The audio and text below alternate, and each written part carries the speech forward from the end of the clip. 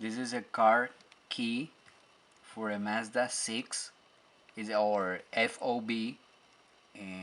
If you want to replace the battery, you can use the nail clipper or a flathead screwdriver. It gotta be small. So the first thing you have to do is just open the key, and then in the inside you will see a gap, a little gap.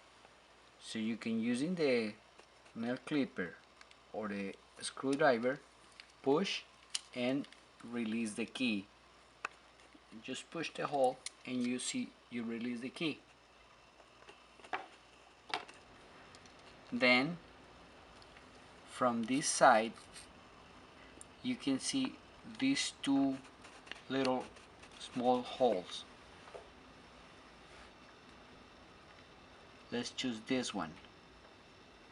Insert the clipper and you hear a click. Then you can release and you'll see the battery right here. Let me put this aside.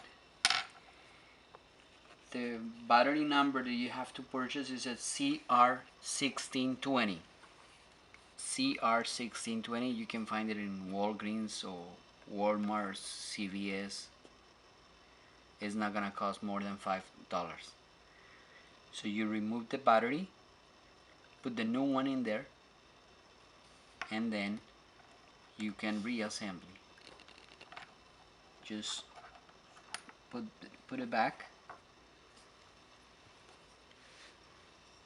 Make sure you don't lose anything, any pieces, because they have to make a proper contact. And then push back.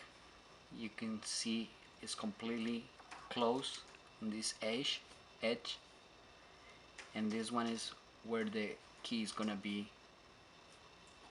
in safe. So you can rearm, close it. That's it.